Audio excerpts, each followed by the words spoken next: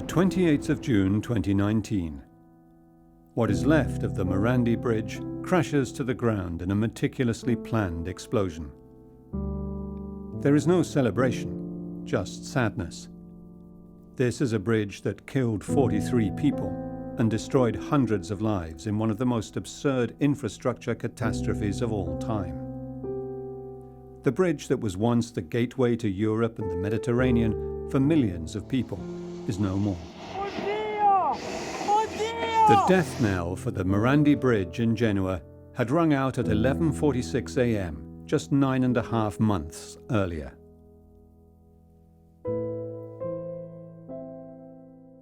Genoa, Italy. It is August the 14th, the day before Italy's biggest summer holiday. The towering concrete icon of the Morandi Bridge collapses into a jagged heap. Trucks and cars shoot into the void and plunge to the riverbed 50 meters below. People working under the bridge are crushed. 43 people lie dead in their vehicles or under the rubble. A un certo punto mi sono trovato a volare giù. Suddenly I found myself plummeting together with the whole bridge, with the front of my car pointing downwards. I instinctively took my hands off the wheel and put them behind my head. I thought I was dead. Ho pensato di essere morto. A un certo punto sento un tuono fortissimo. Suddenly I hear a loud noise. I was looking at my tablet and I hear my colleague Luigi shout, "What the f*** is going on?" I look up and it was just like in the films. There were cracks in the road and we fall down. E mi ricordo che sprofondiamo giù. The collapse of the Morandi Bridge, Genoa's very own Brooklyn Bridge, is the worst road disaster ever to befall Italy. The mountain of twisted metal and crushed concrete left behind became a symbol of both human achievement and failure. What exactly went wrong that day and triggered the sequence of events that brought down the Morandi Bridge may never be known, but a fault in the original design and delayed repair work almost certainly contributed significantly to the disaster.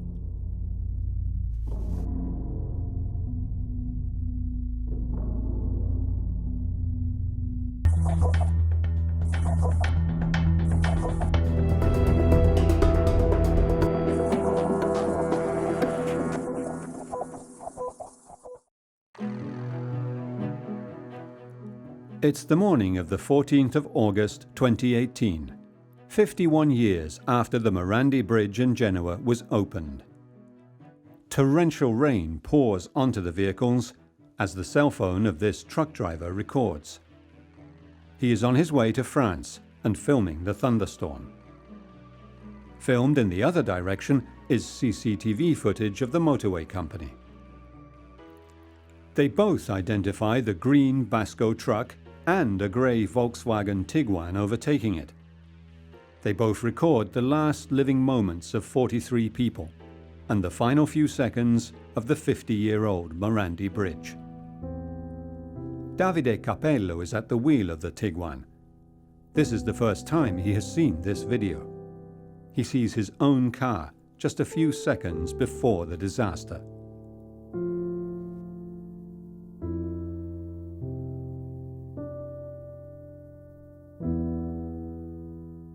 Mi sono messo nella corsia di sinistra perché dovevo andare verso Genova Ovest e ho superato una serie di macchine. I got into the left lane because I had to go towards Genoa West, and I overtook a number of cars. When I get to the point of the famous 9th pylon, I hear a dull rumble that surrounds me. I begin to see dust falling from above, small debris, and I look in front of me and see the road undulating, and a semicircular gap opens up 15 meters ahead of me, 10-15 meters. Una voragine semicircolare davanti a circa 15 metri da me, 10 metri. Oddio! Oddio! Mi ricordo sempre di una macchina che... I remember a car that fell down like this, and I witnessed the whole scene without being able to do anything. I instinctively took my hands off the wheel and put them behind my head. I thought I was dead. I knew immediately what was happening, because in any case, I saw the bridge collapse, the tarmac fall down, the cars disappear into the void. So I realized from the outset that it was the bridge that was collapsing. Le macchine sparire nel vuoto. Quindi sin dal primo istante mi sono reso conto che era il ponte che andava giù. Gianluca Ardini and his colleague were delivering furniture when they flew off the bridge in their white truck. Quando mi rendo conto di come sono messo, mi giro verso... When I realized where I am, I turned towards Luigi, whose head is on the steering wheel. I try to touch him with my left arm, but it doesn't seem like an arm at all, so I touch him with my right hand, and he shows no sign of life, so I realize he's dead. Percepisco che fosse morto. Beneath the bridge, workers from the local waste recycling company witness the bridge fall onto colleagues. They cannot know what is happening or the extent of the disaster. As the bridge collapses, drivers slam on their brakes. Dozens of cars in front of them plunge into the void. The rain is still torrential. In the meantime, police and firemen begin rushing to the scene. The first to arrive face a grim scene of death and destruction.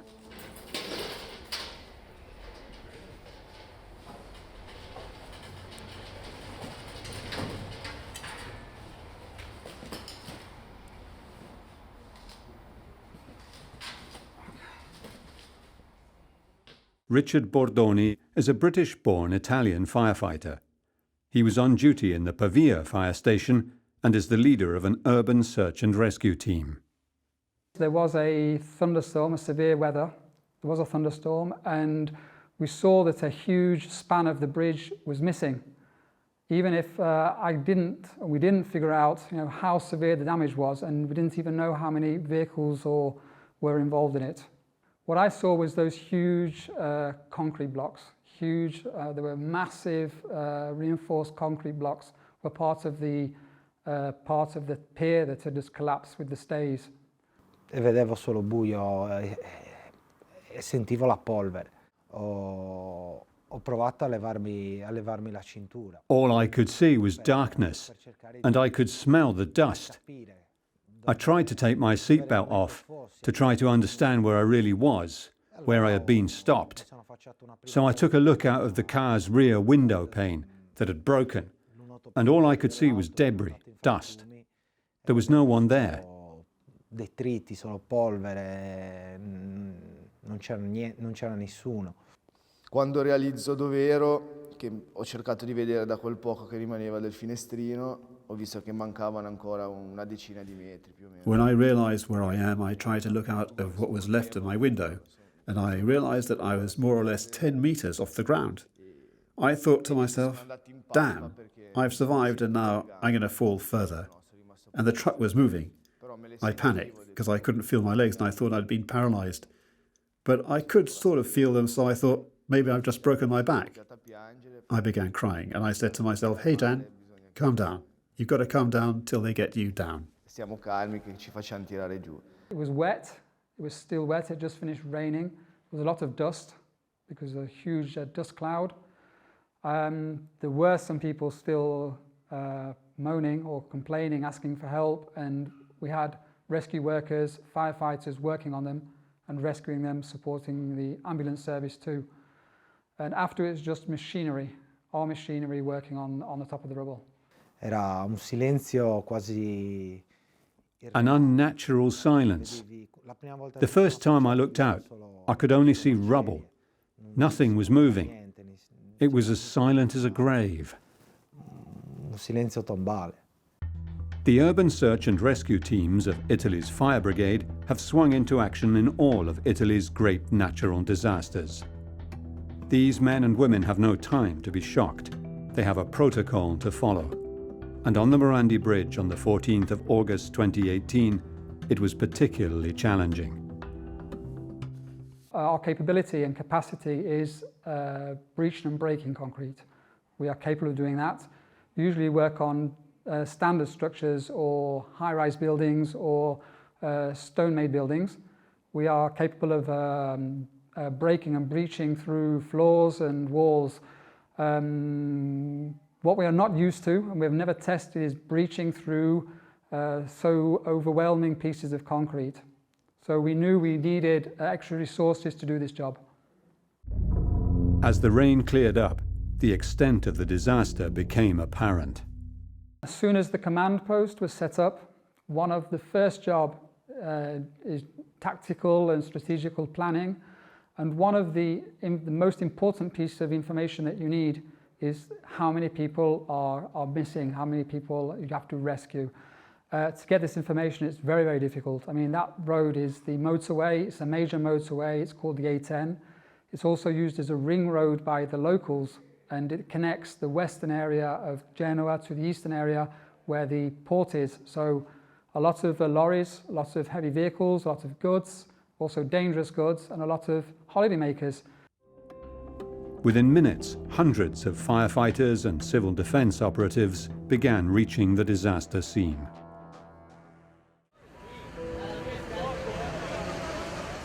Isolated and confused, Davide Capello did not know that a whole span of the bridge had collapsed.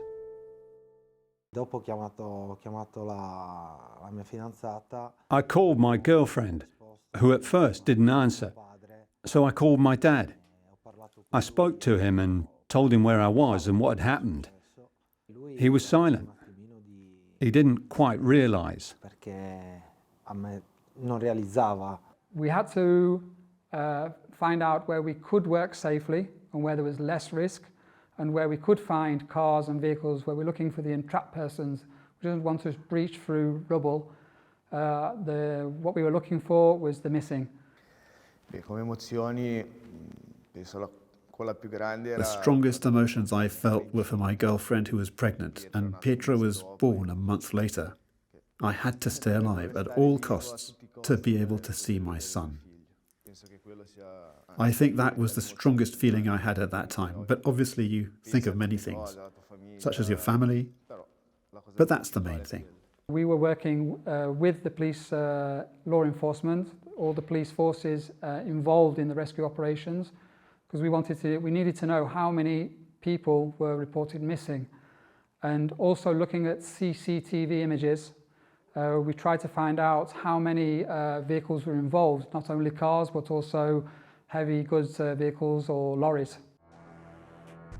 Dangling in separate cars at opposite ends of the collapsed bridge, Davide Capello and Gianluca Ardini both realized where they were, but were still at great risk and exposed to falling debris.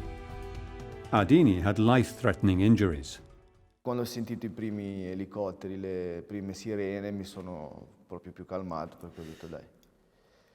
When I heard the first helicopters, the first sirens, I calmed down. And in those moments, those hours, because I was there for 4 hours, they told me 4 hours.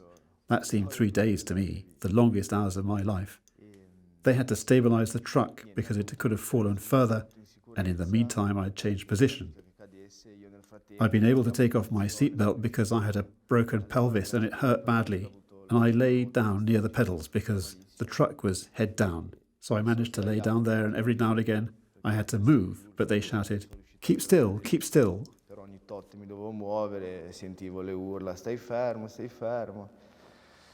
Il terrore che avevo io in quel momento era di poter precipitare ancora più giù, però poi... The great fear I had was that my car could fall further down. But in actual fact, it was almost parked inside a space in that span of the motorway that turned over as it collapsed, and I ended up inside, almost parked inside. And that protected me from the collapse of anything else. Dall'eventuale crollo di qualcos'altro.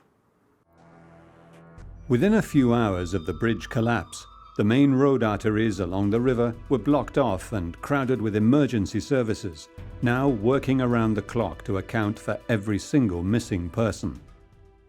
We were carrying out search and rescue with canine units and trying to find them under the rubble. So that's part of the user work, to find people under the rubble, using canines, so that's dog search, and also using electronic devices. That means listening devices, so we can hear if anybody's alive under the rubble, and search cameras too. We're using infrared cameras and search cameras to look through the rubble and see if we can find anybody under there. Comunque cercavo di dare indizi per farmi trovare. I tried to help them find me. First, since I had a pain in my pelvis, I took my seatbelt off and got into a position where I could keep more still, because the truck was moving a lot, and there was a risk it could fall further. I cooperated quite a lot with the firemen because I wanted to get out at any cost. Using just the right arm, I was able to sit astride the window, and they got me down. Di quello che rimaneva del finestrino e poi mi hanno tirato giù. Ma io probabilmente non... I think I couldn't have avoided it. I think that was my destiny. I don't have any other explanation. I think I had to be at that place at that time, but that my time had not come yet. Trovare lì in quel momento e che non fosse la mia ora. Those living in the homes below were also confused and terrified. Ho sentito questo grandissimo tuono. I heard this enormous clap of thunder because I immediately thought it was thunder. The pavement began trembling, so I thought the lightning had struck the ground. Hard, very hard. I went into the big door and I went back home. I heard screaming. I heard the people of the upper floors screaming. And I thought, how silly. It's over. It's just thunder. I heard my daughter screaming on the staircase. I reached her and she said, "Mum, let's get out. The bridge has collapsed." È caduto il ponte. More than 600 people were evacuated from the surrounding neighbourhood as the threatening remnants of what was once an engineering marvel teetered dangerously over their homes. Sono andata in casa. I went into the apartment, got my cat straight away, and looked from the terrace of the house to see if it really was the bridge, because it was something that we never thought. It was unthinkable that the bridge could collapse. I saw the spans. I didn't wait around. I didn't see trucks. I didn't see anything. I just saw this missing piece. Questo pezzo mancante. What had happened to the brilliant bridge built by engineer Riccardo Morandi? The stay bridge he designed was solid, elegant and inexpensive, and built without destroying the homes below. Michele Calvi is a professor of civil engineering and a well-known expert on building safety. He has studied the catastrophe as an independent expert. Morandi took as his remit the fact that he had to interact as little as possible with the buildings below the bridge. That was the goal. Even just the fact that the 36-meter supporting beams, the ones resting on the pylons, were built using prefabricated beams that were set in position using cranes. So working only from above the platform is proof of the situation. Additional to this is that the platform was built using molds that were 5 or 5.5 meters long, and working on top of the platform, what we would call today a segmented construction, which at the time was an unknown and non-standard technique. The Morandi Bridge was a cable stay design. Unlike suspension bridges that hang from cables attached to anchors at each end of the bridge, stay cable structures use thick cables set astride a saddle on top of a concrete tower to actually hold up the road itself, creating a fan-like support structure. Obviously, today, a stay bridge is a bridge with a large redundancy factor. Today, if 1 or 2 cables are cut, the bridge doesn't collapse. In fact, almost nothing happens. That bridge, on the other hand, if you remove one of the stays, obviously collapses. Everyone says that, not only after the events, but any sensible engineer, if asked, Would the bridge stand if one stay were missing? Obviously, they'd say no. So that was a bridge with little redundancy. The city of Genoa occupies a narrow stretch of land between the sea and the mountains. The two ports here are vital hubs for international trade and travel. Before it was demolished, this was all that was left of one of the primary infrastructure links between the north and west of Europe and the whole of the Mediterranean basin. The Morandi Bridge was built in a strategic position within the city of Genoa, but it was also in an incredibly inaccessible place. A little more than a kilometre long, it crossed the Polcevera Valley, a river, a railway depot, a densely populated area, and several large factories at an average height of 45 metres above the ground. The container port to the west was connected to the rest of Italy over the same bridge. The construction design, based on dozens of strands encased in concrete and attached to tall A-shaped pylons, was revolutionary for its time. Lui ha utilizzato un numero molto importante di trefoli. He uses a large number of strands to connect the platforms that had already been built to keep the platforms suspended. Then he connects the stay, which is in compressed concrete, and as loads are applied, the concrete is decompressed, so that with the same loads, the stay movement is much smaller. Smaller movements mean greater stability in the platforms, reducing fatigue, so the structure is more healthy.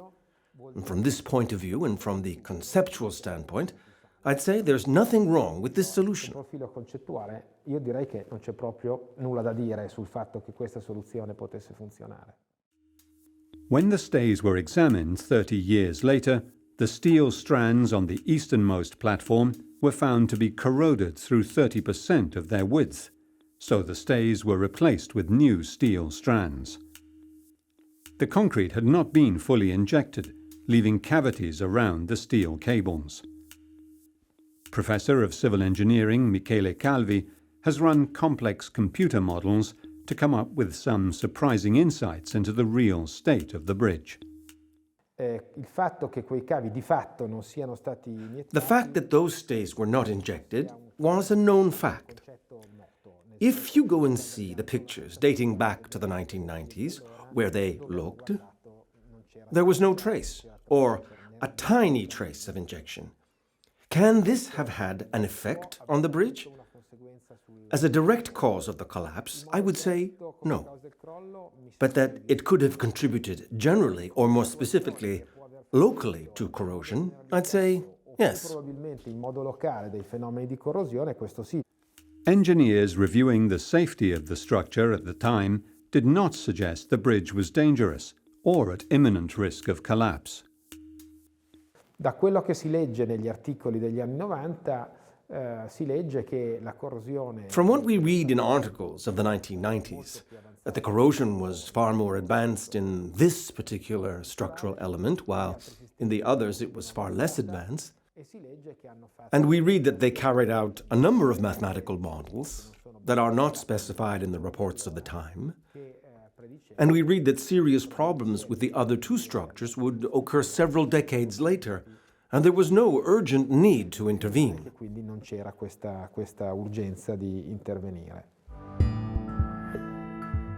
Until its collapse, 3,000 lorries drove over this bridge each day, transporting goods as far as to and from Portugal, Spain, and France. 2.5 million containers are unloaded at the two main port terminals. More than 4 million people board cruise ships or ferries in Genoa each year as well.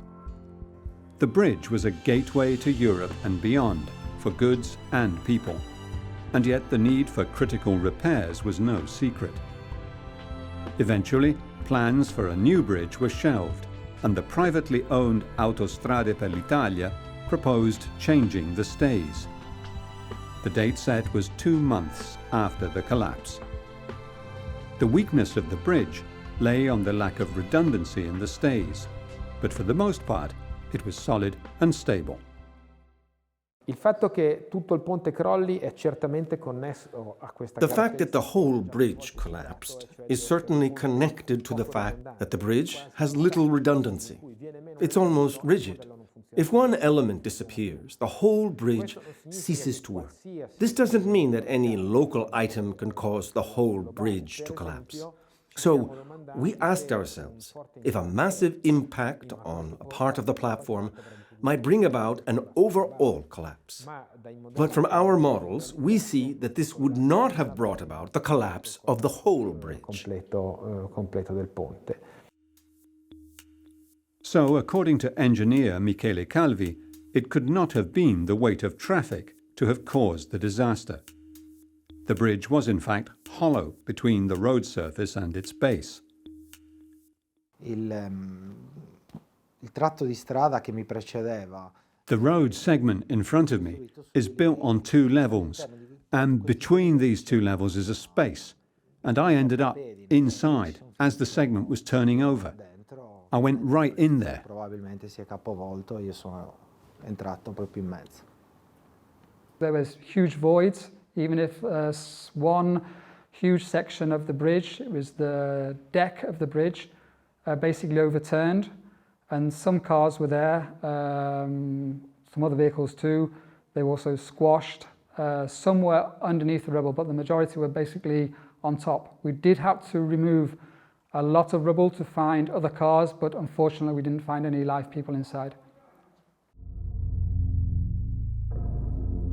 These publicly available CCTV images of the bridge just before it collapses show the traffic is regular and continues until the red brake lights begin showing the cars stopping short of the giant gap.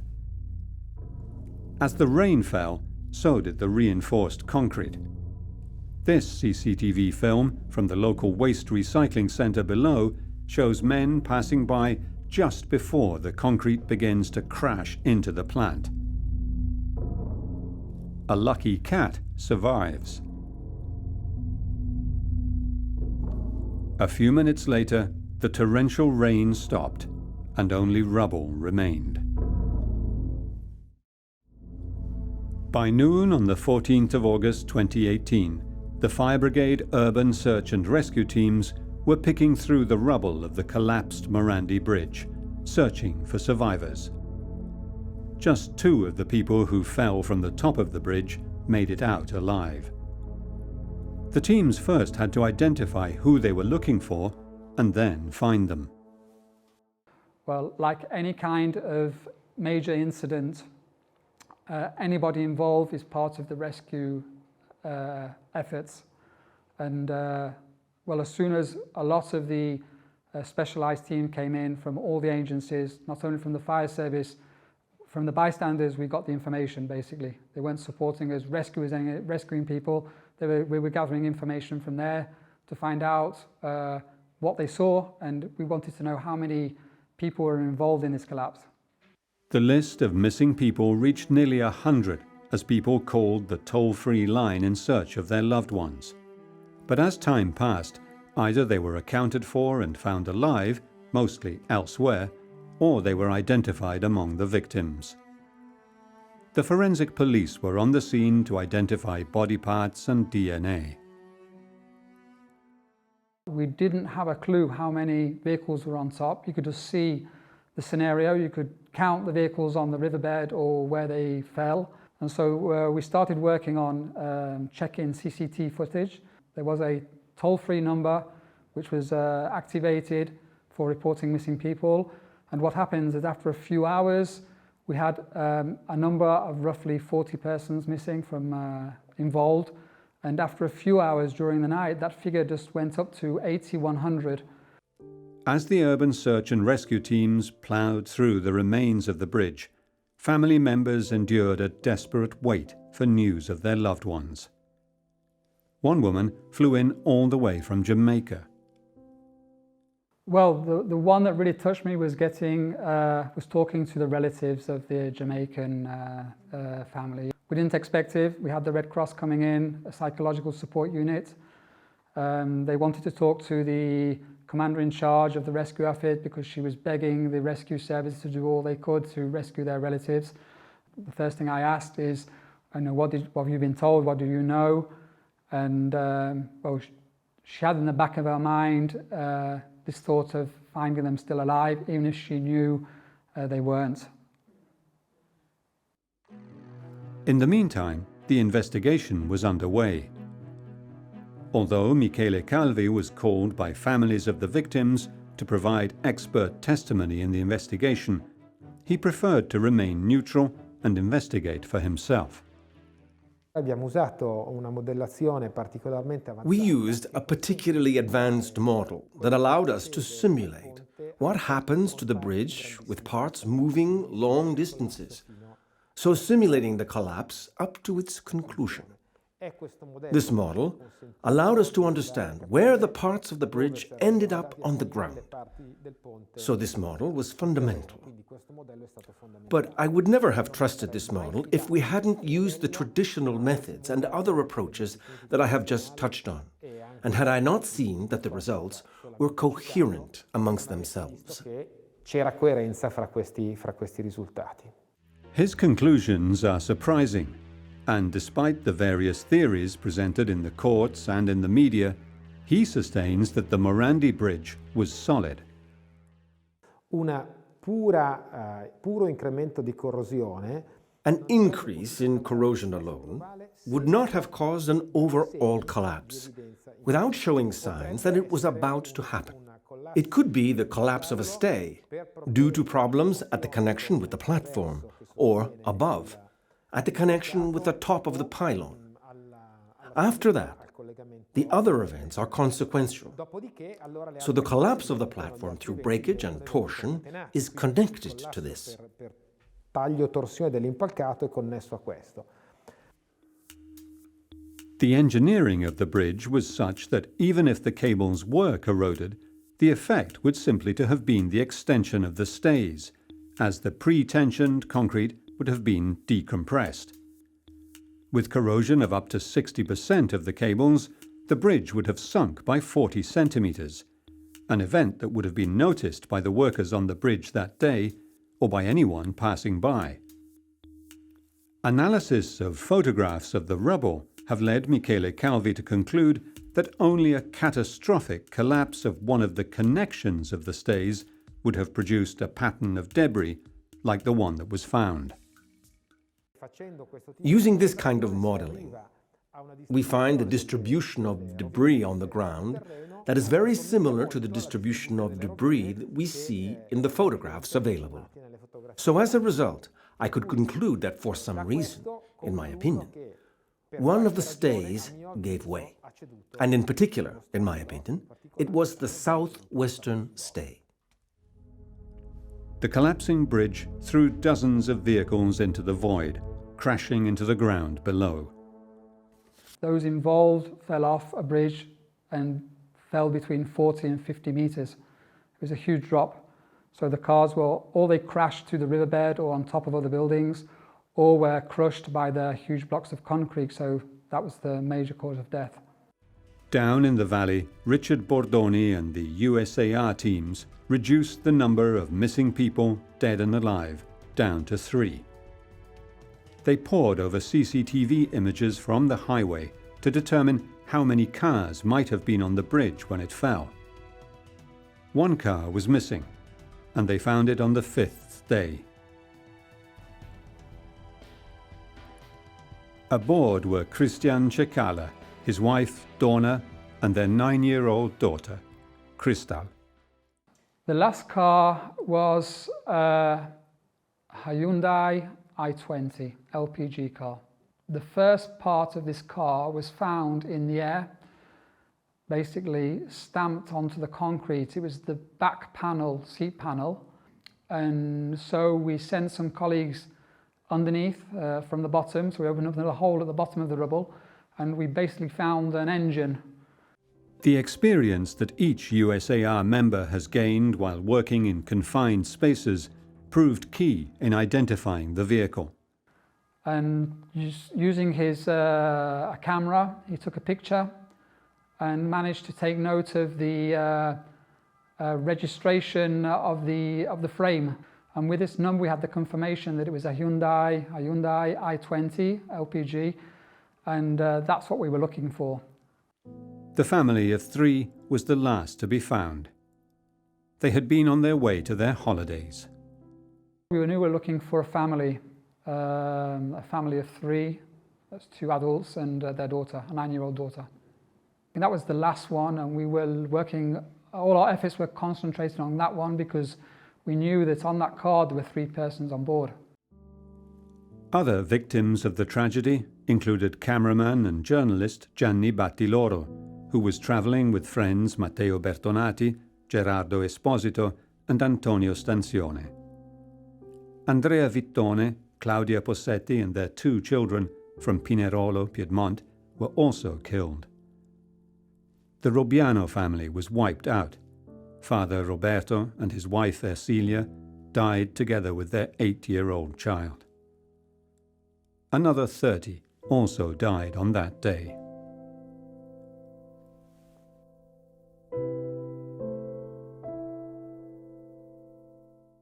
Ho fatto 55 giorni, mi sembra, 58 giorni d'ospedale e ho fatto fisioterapia tuttora alla faccia. I spent 58 days in the hospital and did physiotherapy, and I'm still doing it to regain the use of my arm. As for injuries, I injured my retina, my arm, my pectoral muscles, with deep cuts made by the seatbelt. I broke my arm, my elbow, my ribs, pelvis in 2 places, a vertebra. It changed me psychologically a lot. I'm certainly not the same man I was. Psicologicamente mi ha cambiato tanto, perché comunque non sono quello di prima sicuramente. Ma io non ho riportato grosse lesioni I didn't suffer serious injuries. Mainly, a few vertebrae were compressed during the impact. I have shoulder problems, but given the fall and everything that happened, it's almost nothing. Per il volo che ho fatto e quello che è successo è quasi niente. Several workers at the waste recycling plant were buried by tons of reinforced concrete that fell from 50 meters. Their colleagues raised the alarm.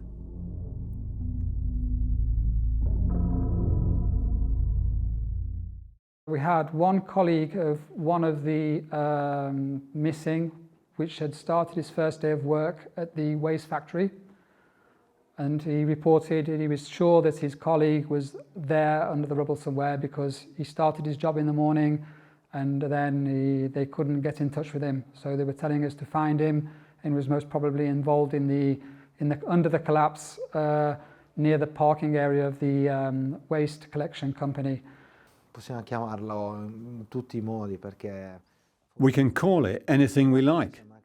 Luck? I'd say the word miracle is inappropriate because it's unfair towards those who didn't share my fate.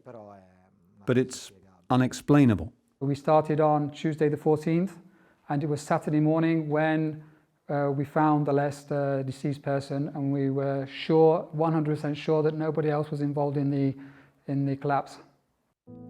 The city of Genoa, home to more than 500,000 people, was also left struggling by the collapse of its iconic Morandi Bridge.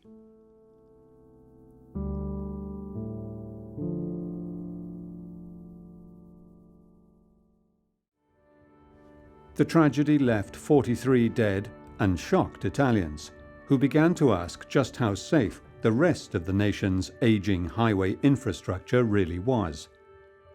And why hadn't all the stays been repaired when they were found to be corroded?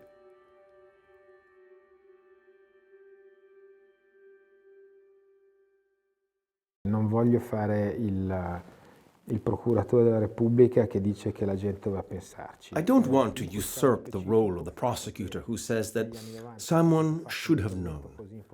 But I can say that massive work was done in the 1990s on one of the pylons, and nothing else was done afterwards.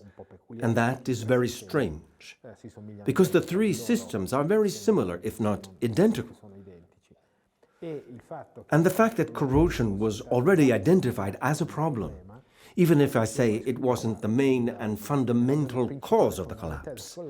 This does not excuse the fact that the structures were monitored ineffectively.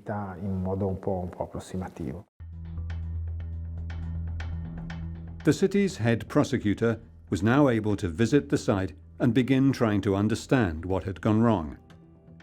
The investigation got underway and vital footage was gathered from CCTV cameras, including some still secret footage taken from the bridge itself. The city remained cut in two, causing untold damage to its finances. Who was responsible? According to Michele Calvi, there was no forewarning of catastrophic collapse. If someone had asked me about the bridge a month before, 2 months before, 3 months before, would I have had it closed? Don't think this is an easy question. I've had bridges closed. I've had stretches of road closed. So the question is, would I have had the bridge closed? I would not have closed it. I don't have any doubt about that. There was a plan to reinforce it that had been through several commissions. If I had been on those commissions and seen those plans, would I have had the bridge closed? Frankly, I don't think so. I think I would have done everything to accelerate the process of reinforcement, but I don't think I'd have had the bridge closed. Whatever or whoever was responsible for the deaths of 43 people under the rubble of the Morandi Bridge remains to be determined by the courts in legal and criminal proceedings likely to drag on for decades. Davide Capello remains in shock. Il pensiero di quel giorno lo vivo quotidianamente. Perché è una cosa I relive that day every day. It's not something you can forget, so now and again I have a nightmare. Ogni tanto qualche incubo si presenta, qualche sensazione. You get these sensations unexpectedly during the day, so it's something that has marked me for life. Quindi comunque è una cosa che mi ha segnato per tutta la vita. Sono terrorizzato adesso, comunque sono in cura, piglio farmaci. I take medication, I go to the psychologist, and I hope that over time, although I'll never forget, maybe I'll learn to live with it. Perché è impossibile, però magari a conviverci. Like many engineering disasters of national significance, the Morandi Bridge catastrophe has left a wake of mistrust in the nation's institutions, especially in the infrastructures that have not been overhauled since the booming 1990s. Esiste un problema generalizzato di There is a general infrastructure issue in Italy, in France, in Germany, and everywhere. It is not a problem we can go on hiding. It is such a huge problem that it requires an approach that is different from the usual approach. We can't simply do spot checks and decide to intervene on this bridge or that bridge. In my opinion, we need to proceed, if I may say this, by filters. So if we have 20,000 bridges or 30,000 bridges, we need to do an initial selection of bridges that certainly present high risks, and then fix those, and leave aside those that can be dealt with in 50 years. Not only are Europe's infrastructures aging, but there is also evidence showing that structural integrity reports may have been falsified by the private motorway franchise holders in Italy to avoid the cost of repair and upgrading. Quando ti metti in strada, When you get on the road, you can't be afraid that the road will collapse under your car. You have to be afraid of getting distracted, of having an accident. Not that the tarmac under your wheels disappears. This is impossible. It just can't happen. che non può succedere. The city of Genoa has blown up the remains of the Morandi Bridge once and for all. Hundreds of people have been moved into temporary accommodation, and the whole city is paying the price of losing its strategic place among Europe's commercial hubs. More than a year went by before work on erecting the pylons for a new bridge finally began. They should have reopened the bridge 3 months after the collapse. 3 months after the collapse. Because opening the bridge, in my opinion, was more important than anything else. So don't tell me it has to be beautiful and so forth. That bridge had a structure that was still standing for the most part and maintaining the basic safety standards. They could have immediately begun planning. There are such things as Bailey bridges, bridges that can be built in 3 days. Julius Caesar tells us that he built a bridge on the Rhine in a few days, and we still have the construction plans, and we take 2 years to do the same thing. I think it's ridiculous. The pylons of the original Morandi Bridge were blown up on the 24th of June 2019, 10 months after the catastrophic collapse of 2 spans of the bridge. It was a milestone in the building of the new, equally iconic bridge designed by famed Genoese architect Renzo Piano. The plan to give Genoa a new bridge to keep its port relevant to international trade and keep traffic flowing from east to west and north to south got off to a very slow start. With the storms of political crisis rumbling in the background, the decaying infrastructures in Italy and Europe were once again forgotten, shut away until the next catastrophe crashes into the headlines.